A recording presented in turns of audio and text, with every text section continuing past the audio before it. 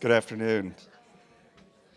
Welcome to the Fales Library. My name is Marvin Taylor. I'm the director here, and it's a pleasure for me to welcome you to our Critical Topics in Food celebration of Marion Nestle and her career. Today's topic is food politics, thoughts on roles, relegation, appropriation, harassment, and other aspects of being a woman in food. Given what's happened in the past 6 or 8 months, we thought this was the most appropriate topic to address this year. For those of you who don't know, the Fales Library is home to the Marion Nestle Food Studies Collection, which contains over 65,000 cookbooks. It was started 15 years ago at the urgence or insistence of Marion, who came to my office and said, we need cookbooks. We need to build a collection to support PhD level research. And so through many, many donations and gifts, we have become the largest cookbook collection in the country. We're also, and that's all because of Marion. We've also been collecting personal papers and archives, including James Beard's papers, Cecily Brownstone's, Betty Fussel's, Marion's, et cetera. And just this week, I spoke with Marion Burroughs, and I'm going to be going down to Washington to look at her collection, which we're hoping to add as well. And I always like to talk about new collections. One other thing that we've just recently acquired is William Woys Weaver's collection of 6,700 food ephemera objects from the early 19th to the mid 20th century. Probably the largest collection of its kind ever put together. He spent most of his life working on it. And if any of you know his book about food ephemera, he basically created the classification system for this material. It's an unbelievable collection, and we're hoping to have it ready within the next year for people to use. But that's enough from me. It's my pleasure to introduce my partner in crime, Clark Wolf. Thank you. Welcome, everybody. It's wonderful to have you here. It's a glorious day outside, and it's glorious to stay inside, too. We are celebrating Marion and her impact and her legacy. That's really the overarching conversation that we're going to be having this year at Critical Topics in Food. And so we thought we would look at her 3 big themes: food or politics in food, nutrition, of course, and we're going to be talking about that on the 28th of June. And we're going to talk about a lot of the new things that are being done, some of the certifications and whole new groups of people to try to get together to let people know what it is they're eating, because they're not confident that others who are marking their food are doing the right job or following the right rules. And then this fall, on the 18th of October, we're going to take a big look at food studies, or the study of food. We'll focus on Marion's new book, which she has postcards for, if you'd like to get one now and sign up for Amazon.com for later. But we're going to talk about the study of food. We'll have the professor who was the first hired professor in the food studies program, Amy Bentley. We'll have Fabio Perisecoli, whose name I can say pretty well. And a lot of other people. We're going to talk about the study of, oh, Betty, come on down. Come on down, sit up front. Let's welcome Betty Fussell. Come on, I don't care. All right, and one of the reasons we wanted to do this conversation today, obviously, this was planned quite some time ago, and it's a topic that we have visited in this series from time to time, because the role or the activity of women in food and the discussion of those activities has really evolved over the years. There was a time when a group here in New York City and across the country had to band together and get kind of formal and kind of very official. And they started a group called Les Dames d'Escoffier. They had to kind of prove that they were on the Escoffier level, when in fact there were so many women across the world doing important things in food. But they have been great supporters. Let's thank Les Dames d'Escoffier for their support for this collection. All right, so now let's get to it. Obviously, we've all been reading about many, many things. And the nice folks at Pulitzer gave a prize that included Kim Severson and Julian Moskin and the extraordinary piece and follow-up pieces they did about Ken Friedman and Mario and a lot of other people. What was interesting to me is I write for Forbes.com, and I wanted to write about this Pulitzer, and my editor said, oh, no, food wasn't an important part of it, because it was below one of the advertisements that they had thrown in. The fact that Julia and Kim were part of that thing, and because it was about food. So I said to my editor, you know, there are actually more people who have been abused and relegated and treated poorly in food than in any other industry. There are probably more women that have been treated badly in restaurants than, say, banking or Hollywood. Maybe it's a conversation we need to have. All right, we're going to be talking about a lot of things today, but I want to start with somebody who I've never met and I feel like is a relative. That's all I can say. Tia Keenan is a lot of wonderful professional things in that she is an expert on cheese, which I happen to personally love, but she's also a writer and an activist in a lot of different ways. She is a bona fide member of the Me Too generation in as much as she had the courage early on, when it may not have been popular and probably wasn't easy, to speak out and to tell the truth in a world where, particularly at that time, it was just a minute ago, but even then, it wasn't safe to do so. Please welcome Tia Keenan. Thank you. Tia, we're going to talk about a lot of things, but let's start by, let's start in that conversation about the Me Too and what it meant for you, particularly being somebody who's a pro in food, which is really all about taking care of people. Well, Yeah, first just of all, right I into want to it. say that, I never really thought of myself as someone who spoke out or spoke out early. I just always had a big mouth. Yeah. And I've always had an authority problem, particularly male authority. It made it really hard for me in the restaurant business. I started working in cheese, I think, because there wasn't really there wasn't a structure yet, and so there wasn't a lot of authority. And so I was kind of able to do my own thing and write my own rules and not really have too many bosses, specifically male bosses in restaurants. I just kind of became the cheese lady.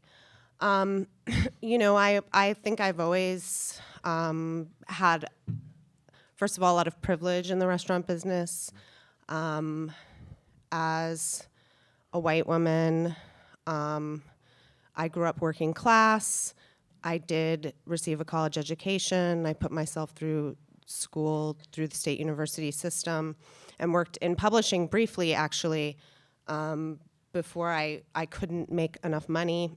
And so I started working in restaurants. My best friend actually worked for Miramax at the time, which is in the same building as Tribeca Grill. And that was about 2000. And she said, I think that I could probably get you an interview with Marty Shapiro. I'm sure some of you know him. Yeah. And so I got an interview to be a waiter, and I wore a full suit, and I was very serious. And I really wanted the job, and I got it, and that's how I entered the restaurant business. But in that, I carried, I've always carried a lot of privilege as a front of the house person, as someone working in high-end restaurants, Michelin-starred restaurants, making good money, making more money than I ever thought that I would make, and being sort of, in some ways, at the top of the food chain in restaurants, certainly being one of the more well-paid people because of the tip system. And so I think part of the reason that I've always been kind of a loudmouth about it was that I had the privilege to do that. Well, we're glad you have. We're glad you have. Thank you. That's a great start. All right. Okay, our next speaker is someone who describes herself actually as a writer, a Heritage Radio host, and a former restaurant worker. Please welcome Corsha Wilson. Corsha, I don't really expect you to speak for an entire group of people. I really want you to speak for yourself, all right? That's what this is all about. And in conversations that I've had with several of you, that's one of the things that we've all kind of brought up, that I don't represent every one of anything. However, I can relate my own personal experience. You talked, in some of the work about you, or some of the bio stuff about you, it says that you like to examine the juxtaposition and the connection between food and culture and politics and cocktails, which I believe is not a bad idea sometimes. Tell us a little bit about how you made the move out of being a restaurant worker and now being an emerging journalist. Ooh, Get close to the mic. Hi. So it's actually been like a very long journey to being a food writer now. So I actually decided I wanted to be a food writer when I was 10 years old. I found a Savoir at a bookstore, and I was like, I want to do this. So I went to culinary arts vocational classes in high school, and then I went to culinary school at the CIA in Poughkeepsie. And then I moved to Boston to go to journalism school. And I started working in restaurants. My first job was like in high school, but I had to get a restaurant job while I was in journalism school because I needed money. And it was actually like very hard to get a job. Even though I had a culinary arts background, I had like a shaved head at the time, and nobody would hire me. And I went into this fine dining restaurant, and this French manager was like, she has a culinary arts degree, like you should hire her. Yeah. Like she actually knows these terms. And so I got a job at like one of the top restaurants in Boston at the time because someone said, oh, she actually has studied this. And then I started working in restaurants and left journalism school because I was so enamored with the restaurant industry. And then I missed writing. So I started writing for free for alternative like weekly papers in Boston. And then I just kept building up my portfolio until I could get paid. And that's a shorter way of saying how I got to now.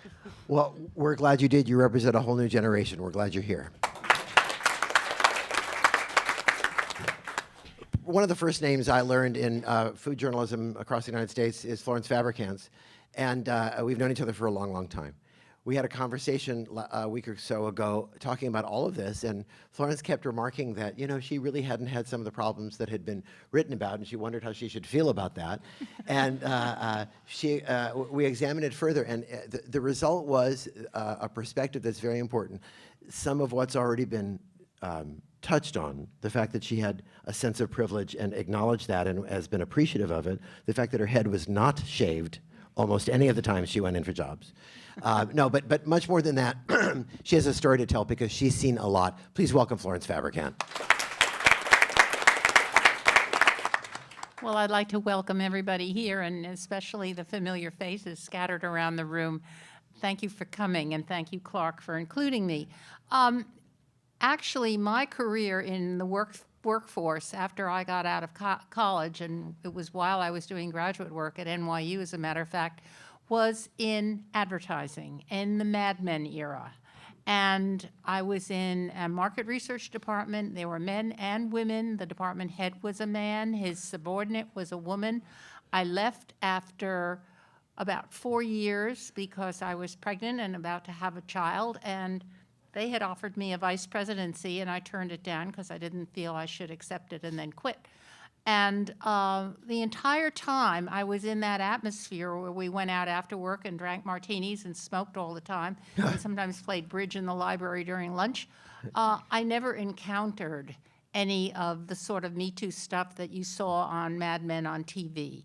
Nor when I fell into this career of food writing, which was pretty much unplanned, and certainly I did not have the educational creds for it, but it happened, and I was at the Times, and there the food department was regarded, when I started, regarded as women's stuff, food, fashion, all of that was under one umbrella. It was changing because I think certain people on the masthead, including especially Arthur Gell, began to understand that the so-called soft topics did have merit and could sell newspapers.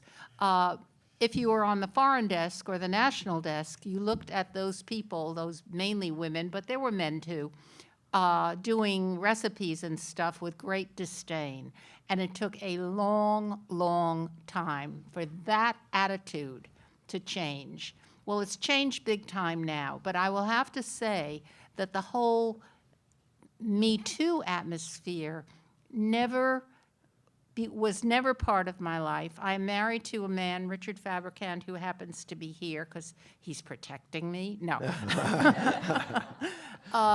Who also supported me in my career and my achievements openly and graciously and never resentfully, and that has been a major advantage that I've had. But today, I look at what's going on and I say to myself, you know, it's probably not that different in food, although the restaurant atmosphere is certainly creates a situation, and to which I've never been exposed, but a situation that needs to be addressed. And in general, food has become more political. It's no longer about grandma's recipe. Well, it might be for chicken pot pie, but it is very much about, and thanks to people like Marion Nestle, about what's in your food, who is making your food, who is selling your food, what your food does. And I will say that that attitude and that approach has always interested me. I'll never forget the first time I did a story on organic food, the editors and the growth of organic food in the general marketplace and in supermarkets, and the editors were kind of about it. It became a front page story, but they had a really kind of still begrudging attitude toward the whole topic. But gradually, the politics and how food and politics and food and our lives and our children and our nation and other nations and agriculture and big business and chemicals, I mean, there isn't anything you can touch on. And I said, if what I do ever becomes boring, I'm done. But it is not boring. It is really exciting because I think more and more the food field is having a great impact, and that's political as well as cultural, as well as on the level of enjoyment, you name it. And I'm very proud. I'm proud to be part of the Times, which invests today so much of their treasure in promoting food, and second of all, to be part of this whole culture where I feel we are having an impact. Rock and roll. Thank you, Florence. Thank you. A little bit of on the record from the newspaper record. Actually, it was Alicia Kennedy who likes to connect politics and cocktails and write about a lot of things, including vegan culture, vegan cuisine, and Puerto Rico, which I think is very important. When I was talking to Alicia, she said to me, you know, I know that you're trying to get a diverse collection of voices and backgrounds, but I'm only 1/4 Cuban, you know. Puerto Rican. And, what's that? Puerto Rican? Oh, I was close. No. See, I don't feel that I should be speaking for all Latin cultures, for the entire universe. And I said, would you please talk about that? Please welcome Alicia Kennedy. Alicia, please speak for yourself. Oh, thank you. And tell us a little bit about your trajectory and how you're fitting into this, because in a lot of ways you're combining some things that never used to get combined. The cocktails people were over here and the vegan people were over there. You know what I mean? Yeah. And if you were covering Puerto Rico, you were covering something very, very different than the kind of politics that you're talking about. Right. So tell us about how you're combining your overall perspective. Right. Well, I have been vegan, or was vegan. I'm vegetarian now. But I came to it from a kind of ecofeminist perspective in terms of kind of protecting agriculture and being concerned with food sovereignty. And Puerto Rico, including my own genetic connection to the island, is a place where all of these things come together, where there has been a big movement for at least a decade around food sovereignty and getting away from importing 80% of its produce and food. And there is a huge restaurant culture where that is very farm to table, and their farm to table has a completely different meaning from the sort of bougie way we understand it here, because there it is a matter of kind of life and death, which we've definitely seen post Maria. And so that's how I kind of bring everything together, and I write about cocktails too, and there's also the connection to Puerto Rico, writing about cocktails in terms of kind of decolonizing what a rum cocktail is, or getting away from a purely tiki perspective, and kind of understanding what a real Caribbean tropical cocktail culture is outside of that understanding. Yeah. Wonderful. Great. Thank you. Kat Kinsman writes about whatever she wants to write about. Let's just sum it up that way. She also talks on a lot of panels. She's also she tells me it was not smuggled. She actually imported in a lot of Canadian butter recently from a recent conference there. But Kat is one of a number of really lively and vivid voices writing and talking about food today.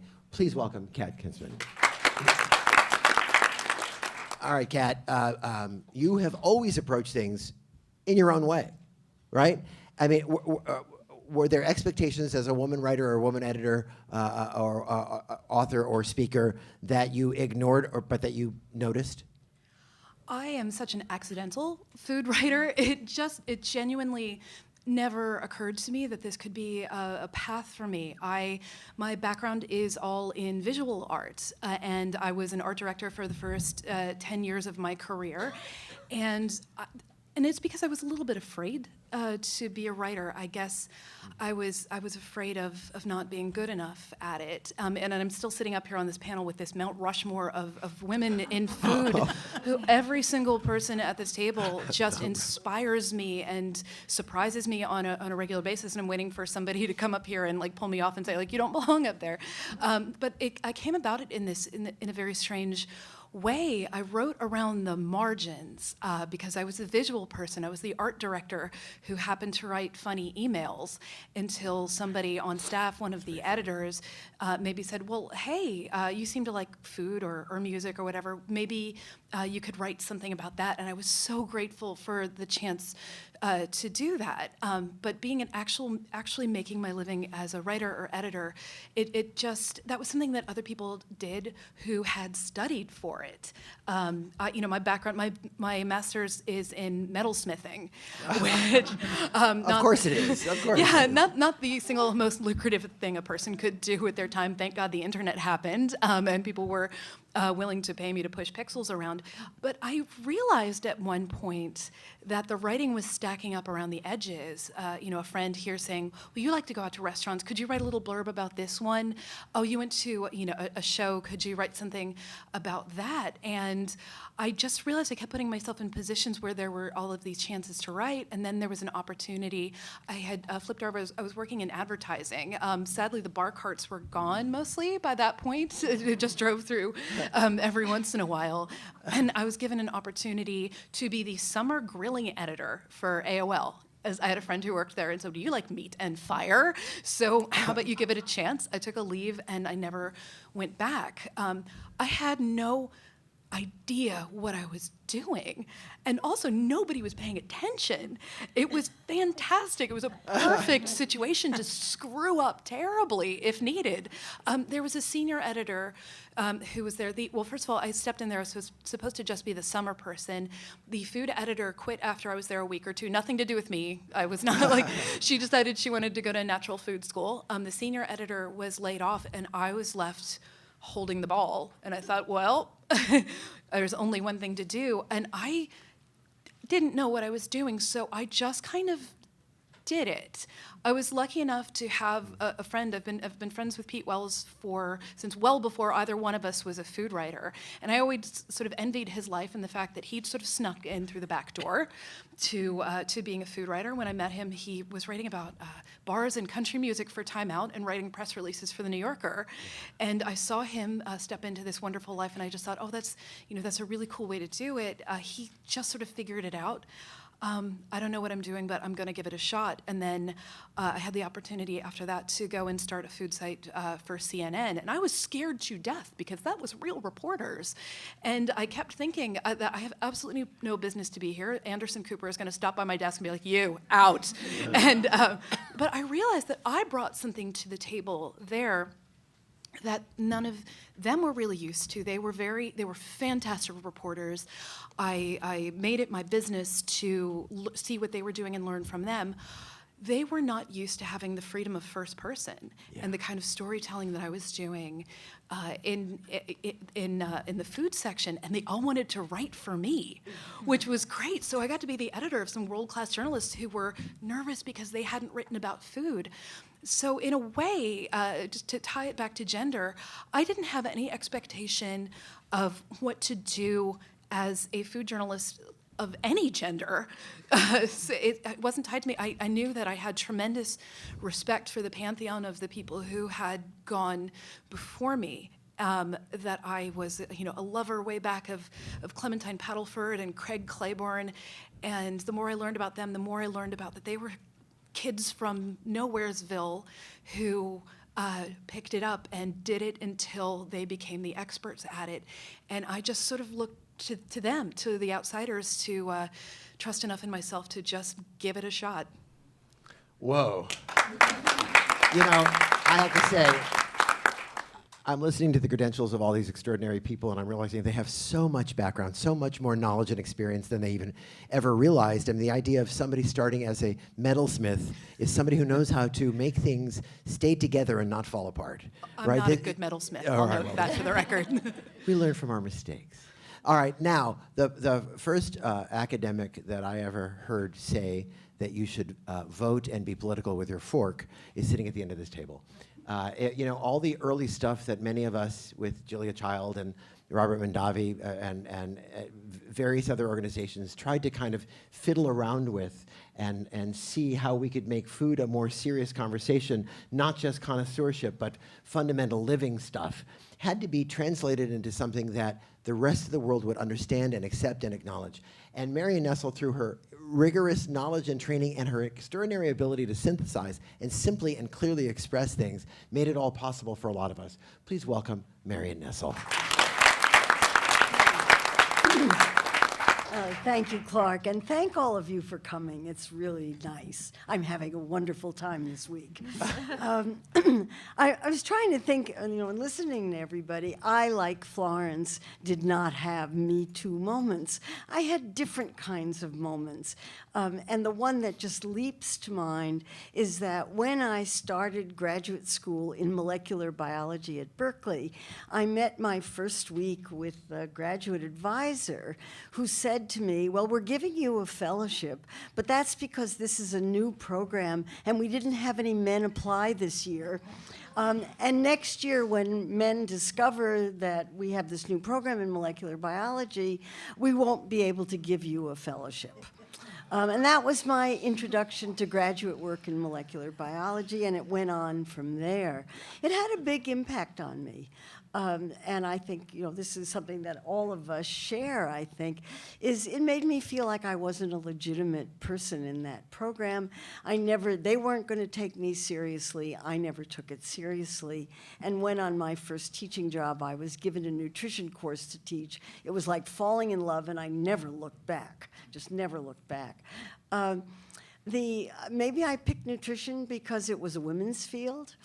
And food was largely a women's field, except at the level that's causing all the problems now. And then the second thing that I thought of was this is when we started food studies, and our food studies program was approved. It was written about in the New York Times. Thank you, Marion Burroughs. And I happened to be having dinner one night with the provost at NYU, who was just absolutely appalled. Why would anybody want to study about food? What could possibly be interesting about food?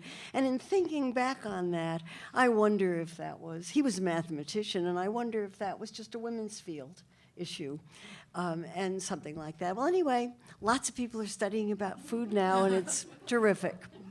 And All lots right. of you in this room are studying about That's food. right. and it's Thank you, great. Mary. All right. Now, because a lot of you have thoughts and questions and ideas, Marvin is going to find some 3x5 cards and pass them around. And if you want to ask a question, I'll kind of tidy it up and ask it for you in a minute. But I want to ask each of the panelists,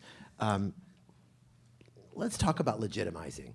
Okay, let's talk about something that maybe started out not feeling legitimate to you or not feeling supported or legitimized for you, that you have always felt or have come to feel should be something that people understand. I mean, I have to say, again, starting with Tia, ladies and goats made cheese good in America, right? Because as we discussed, there wasn't enough money in it, right? I mean, talk a little bit about the legitimizing of craft and knowledge for women in restaurants.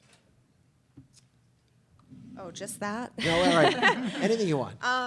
You know, I mean, I started out in cheese at the time. There was Max McCalman and there was Steve Jenkins, two larger-than-life personalities. Steve's empire was Fairway, and Max McCalman's domain was artisanal, and that was it. If you wanted cheese in New York, in the foodiest food city in the country, that's where you went.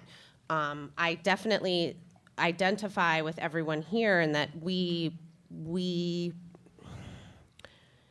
or some of us here, we saw places where we could carve out a little piece for ourselves that weren't being claimed usually by men yet. And so that was cheese for me, for sure. I mean, when my first official cheese job was as the chef fromager at the Modern, at the Museum of Modern Art for Danny Meyer. At that time, Danny Meyer, that was his first uptown restaurant. Shake Shack was one kiosk. Everyone wondered, could Danny go above 14th Street? You know, I laugh about it now because Danny's like, you know, cashing checks in Dubai. And, you know, he's a global phenomenon now. But I remember when the opportunity for that job came up, I like started like my own boot camp for it, and I was like, this job is going to be so competitive. This is an amazing job. And on the day where everyone who wanted this job was supposed to show up, I was the only one who showed up. And so I got the job.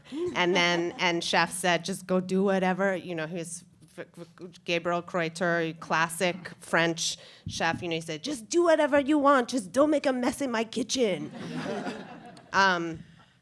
Anyway, so I think it's, and personally, I was attracted to cheese in part because cheese has in this country and historically throughout the world often been women's work. And I very much identified with that, besides that it is a product that comes from female animals. And so I felt somehow that I was connected to the product in a way that was different from other foods. Wine, for instance, because there was a while where I thought that I would maybe, when I realized that people, I didn't grow up eating in fancy restaurants or really any restaurants at all. So when I started working in restaurants and I realized that people could specialize in things, I thought, you know, maybe I would specialize in wine. And that was all men at that time.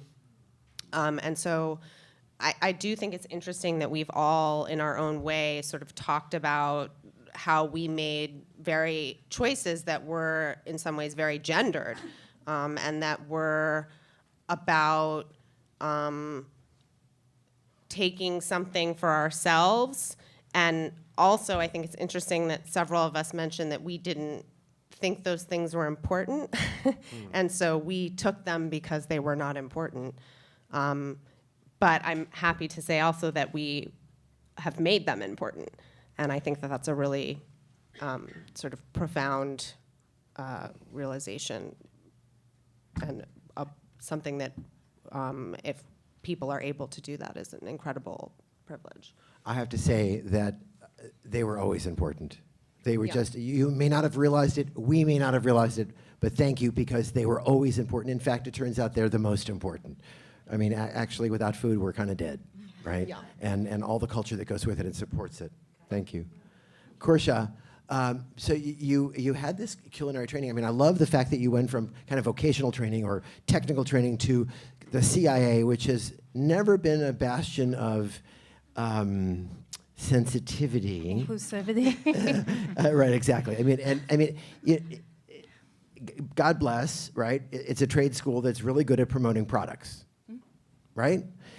Being in that context, the codification was French, right? I mean, Yes. that's what the codification is. And by the way, I'm interested, because you all write about various different things.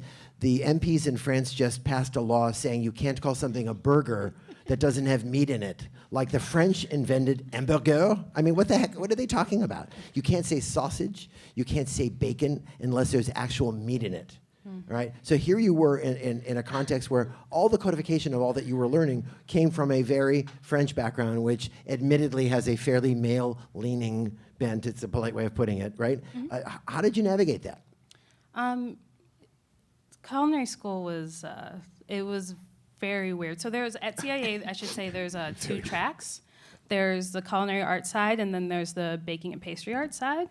And baking and pastry arts had a lot of women in it, and the culinary arts side was the complete opposite. And so being in culinary arts classes with young men who had just gotten out of high school or who were early 20s, who were line cooks, who wanted to add like professional, who wanted to add like a degree to their skill set was challenging as a 17-year-old from Oh, wow. Waldorf who had worked in Olive Garden. Like I remember my fellow male students being like, "Oh, you're here because you want to learn how to cook for your husband." Yeah, that was one of the more like egregious ones. But there was, all sorts of jokes about gender and how women cook and all sorts of stuff. That was difficult to navigate because I feel like because I was so young. But working in restaurants later kind of helped me to find my voice working in the front of the house. Actually connecting to people and taking Yeah. care of them and doing something that it was of immediate value.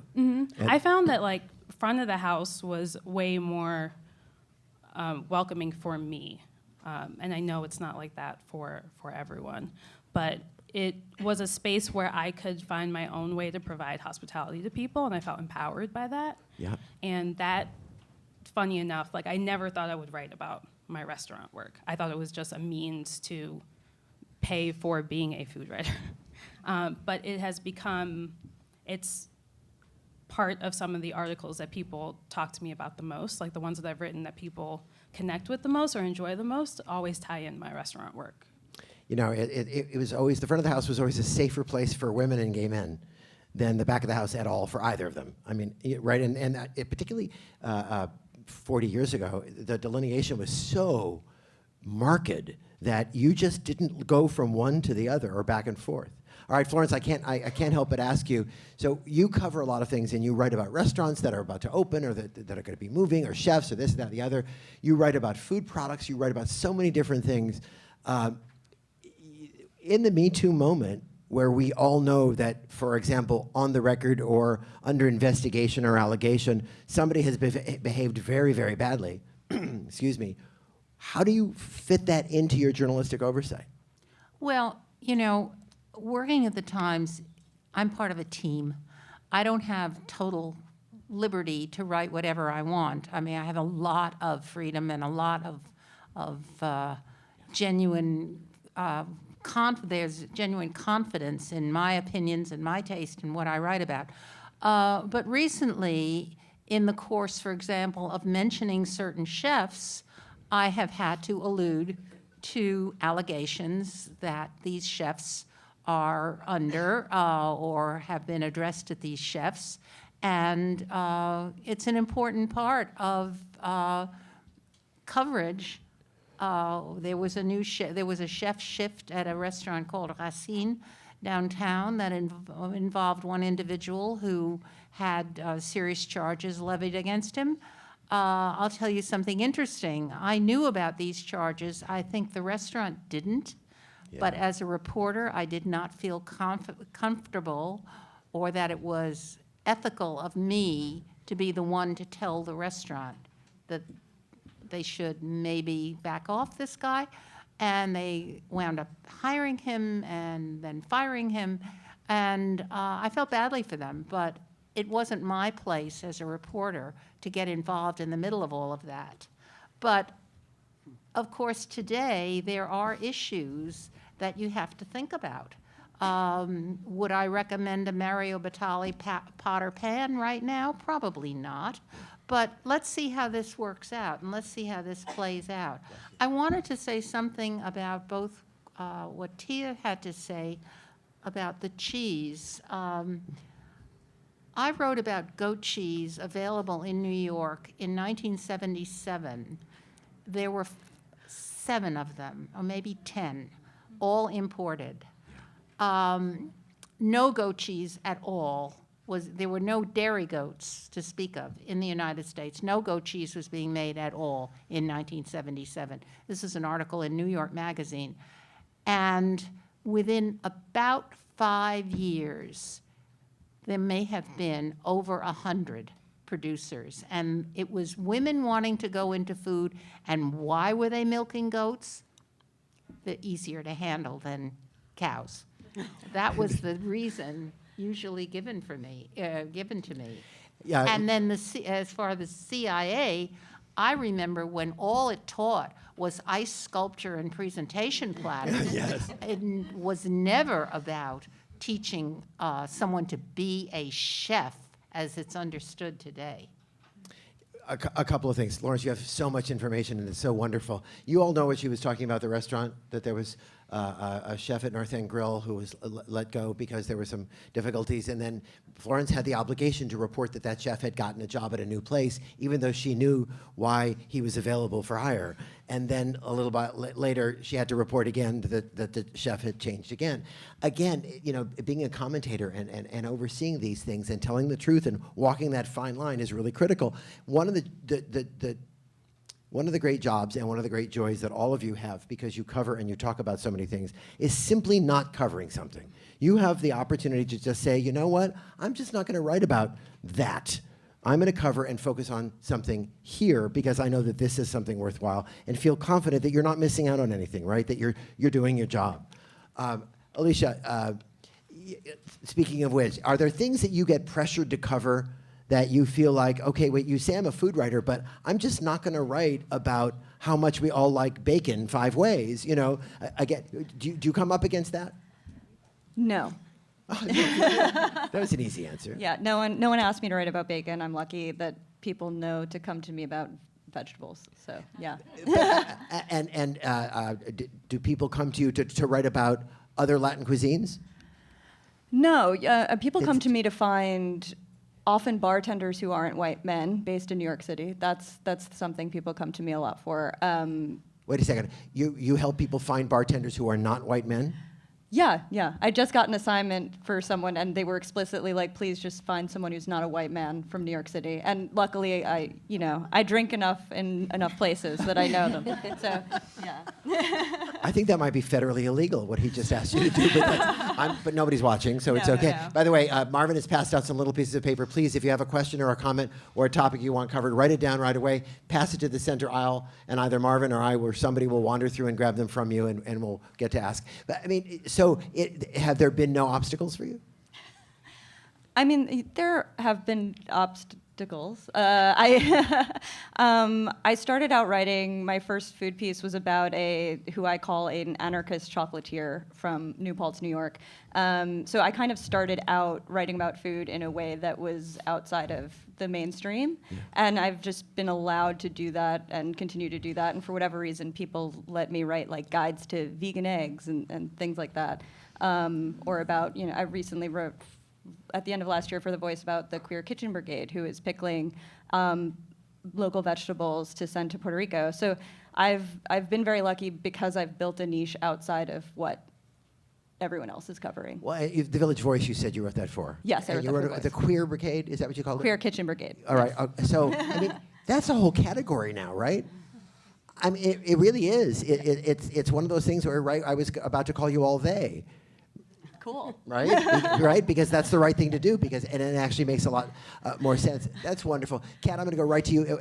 Something that occurred to me as you were talking is the whole notion of entitlement. I mean, Tia was talking about it a little bit too, that men are often raised kind of with the notion that if I want to do it, I can do it.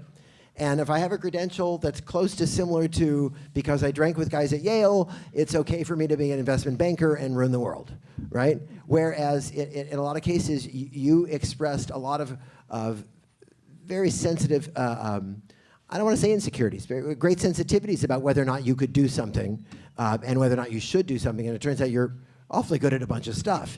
Talk a little bit about entitlement. When all the Me Too stories were coming out, I went through a Rolodex in my head of any interactions that I had had, and I remembered there have been 2 chefs who've bitten me. Two world famous chefs who thought it was fine upon one in particular, upon meeting me. I'd wanted to meet this chef for a very long time. I'd always greatly admired his work. I had interviewed him on the phone before. I was giddy to meet him because I thought what he was doing was really important. He walked up to me in the bar. I said, "Oh, I like your tattoos," and he bit me on the arm so hard that I had a bruise for a week, and then he tried to get me to go back to the bathroom with him and have sex. And how do you interview somebody after that? Carefully. Yes, I remembered there another world-class chef who I was sitting next to in Ken Friedman's infamous rape room, who also decided it would be a really fun thing to reach over and to bite me as well. I started to catalog these instances in my head of the TV chef who thought it was all right. The first time he met me, he had heard that my husband and I have a deconsecrated Gothic stone Episcopal church that we live in upstate, and the first question he thought to ask me was if we have sex on the altar. No woman is going to come up and ask me these things or put their mouth on, their teeth on me straight off, but they thought it would be just fine to walk up to a female journalist and do that and still have me cover them. Yeah. And that, I cannot think of much greater entitlement than that. And I've been having to think about, what do you do with that? With each one of them, how do you cover that? With one of them, the chef in question has had a really tremendous turnaround, and I will happily, cover them any day because they have fully admitted what they have done and have done the work toward becoming a much, much better person. Another one, he's really rich and doesn't need anything from me, and the other one I just don't consider. I like you were saying, as often as possible, this is probably bad, but I try to think of the straight white men last. Y'all have had a really good run, and it's Yeah. I like to share the mic and share the spotlight with as many women as I can because, I run into so many female chefs and female proprietors of things who question themselves like, well, you really sure you wanted to talk to me about this? Yes, I did, and they need to be told that they are the expert, that they don't have to. They think that they have to have a lot more expertise than a man necessarily ever would have to be an expert, whereas they will necessarily come in there and just assume that. So I think in our role as journalists, we can do a lot of extra legwork of seeing the person who is doing all the work, who is undersung for it, and saying like, yes, it's time for your close-up, whether you're scared or not. I'm gonna help you get there. All right, Marion, you have been very honest about the fact that this is political, that being able to change regulations or support oversight or all the rest of it still has to go through the political construct, and that is still largely dominated by old white men. I mean, that's just a fact. How do you tell people to take action besides the fact that they should run for office and change the Congress, I mean, and govern and all that stuff? How do you tell them to take action that's practical and in the shorter or midterm? Work at the local level. Can't work at the national level, it's too hard, but there's lots that can be done at the local level, and there's particularly a lot that can be done around food. I happen to be particularly interested in school food because I think that's a place where you can make an enormous difference without having, and it's plenty political, but you actually can do those kinds of politics, and lots of people have very successfully. So that would be one place where it's sort of an entry point into food advocacy. I think everybody should be advocating for healthier and more sustainable food systems, and you have to figure out some way that you can do it that'll actually work. One of the Start topics small. one of the questions that came up in the topics, and I'm going to sort of broaden it for everybody, is a lot of times fear is a part of food coverage. Fear is a part of human resource coverage. I mean, it's not necessarily a bad thing to get upset and afraid about something. How do you decide when it's okay to be afraid, when it's okay to be upset, and when fear mongering is just really agitation? Anybody? You know what I mean? What I mean by agitation is clickbait, right? When is it a good idea to say, this chef is nuts, be careful, get away from him? Somebody wanted their question back. They've changed their mind. Good. You know, I like people who grow no matter where they are and what they're doing.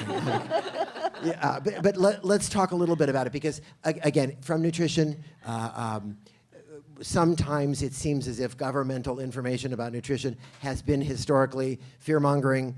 Sometimes the people who are trying to stop that education are fear-mongering. You're going to take your rights away to be able to eat Lucky Charms. You know, all these are terribly important things.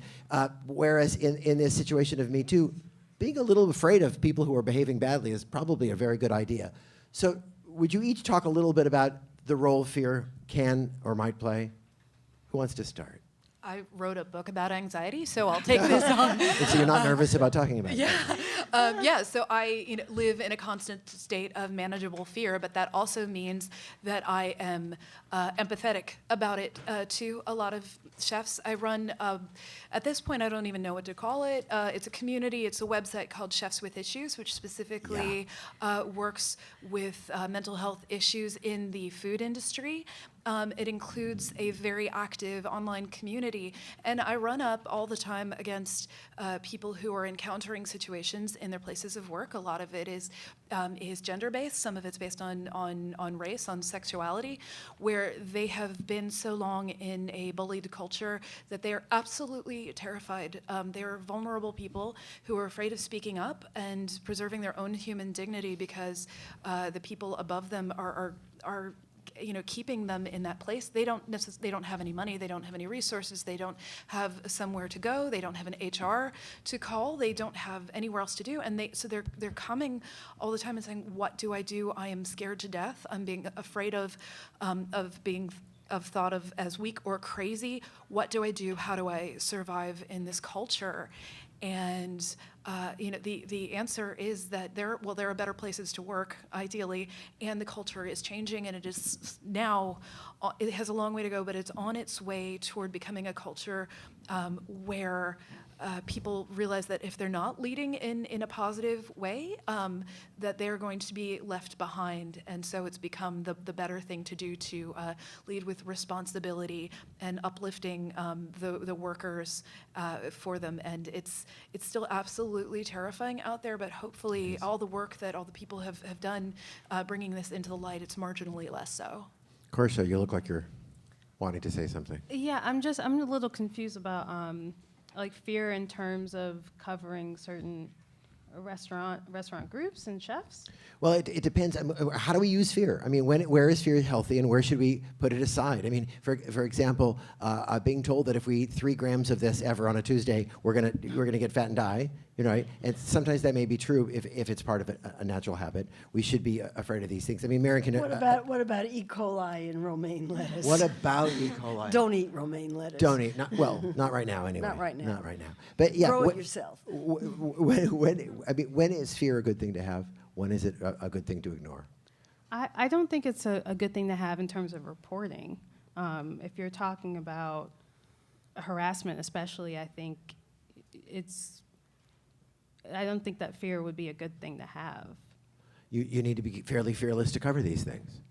Yeah, I mean, you have to do that in order to get to the story and tell the stories that need to be told. Right. Tia, you had something? I think this is a hard question because we're, on the one hand, we're talking, I mean, certainly in cheese, I deal with fear-mongering all the time of, Yeah. Bill Marler being the most famous in the cheese world, and Rob Caulfield just walked in, so he could testify to that. Hi.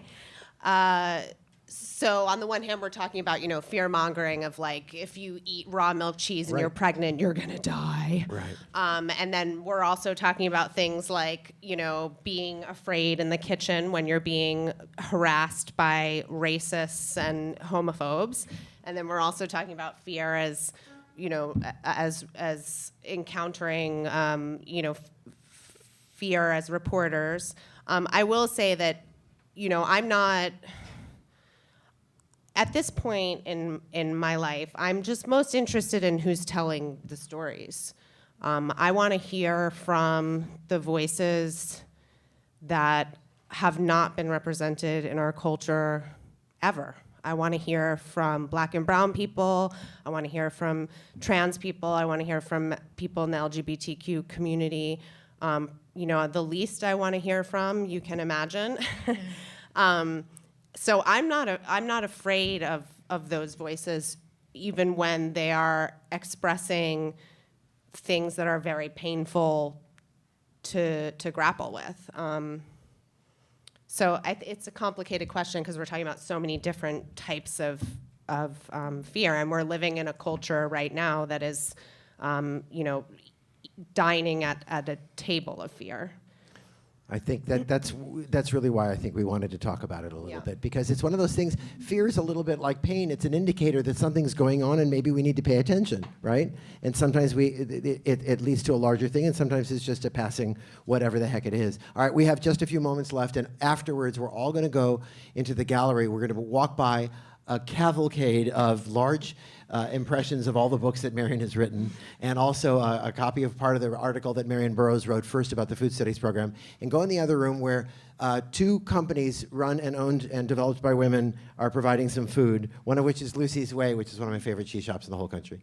And the other is an all-women's group that makes sauces and salsas, and I hope somebody there will be to talk to. And we'll have wine, and we'll have lemonade, and we'll talk much more about this, because the desire for these conversations is not to have a complete 92nd Street Y, entertainment. Right? The desire is to further the conversation. I love when it's a situation where everybody on the panel says, well, there are a lot of pieces of that, because this is a large conversation, and it can be taken into a lot of different individual pieces. I want you to tell us each, in terms of teaching, sharing, and mentoring, okay? How do you pass along this information to the generation following you, and who do you look to in generations before you for guidance and inspiration? All right, and let's start. Yeah, T.I. Pink is a good color. It's very, I like it. I feel like I'm in the hot seat here. You are in the hot seat, the hot pink seat. I always looked to other women, and other women have been the people who've helped me the most in my career, for sure. I do think that, I'll speak to restaurants, and I'll speak to food journalism too, that it's been a very white and middle class, upper class, and somewhat in restaurants, certainly male dominated. And so most of my mentors were white women, were white women. And now I feel like for my role, I don't want to be that gatekeeper. I would rather be like the lock picker, and show a solidarity to non-white women, non-cis women, because I have the privilege to do that. Like, I'm not looking to replace. I feel like we sell ourselves short when we just try to get the cookie that the white guys are eating. Yeah. Like, I want the tastier, more interesting cookie, and I don't want to aim so low. Thank you. I'm sorry, I have to do this. I feel the same way. Thank you so much for saying it that way. Korsha, how about you? Who do you look to, and how do you bring others along? So this is something I think about a lot as a Black woman food writer. I feel like it is my job to make sure that I'm doing the groundwork so that other young women of color, and especially young Black women, can have a career in this field as well. So I always think about that. And one of the most useful things I've done is build a network of older Black women writers that I look up to, people like Nicole Taylor, people like Jessica Harris. And I reach out to them, and even non-Black women like Julie Turshen. Like, I always reach out to this network of people when I'm frustrated or when I have questions, or on days where I'm like, fuck food writing, sorry. It's a library, you can say that. Okay. But it's so important, and what you said, Tia, about being a lock picker is absolutely true. Like, I'm not interested in being like, okay, opening the door and being like, okay, you people can come in.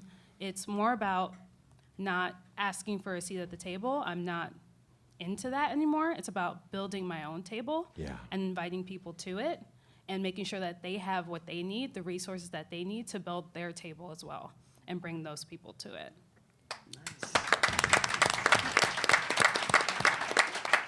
Florence? Well, there are a couple of aspects here. First of all, I grew up in a foodie family, and I'm talking about a foodie family back in the 50s. I went to the best restaurants in Manhattan and elsewhere when I was growing up. Was really fortunate. My mother was a great cook.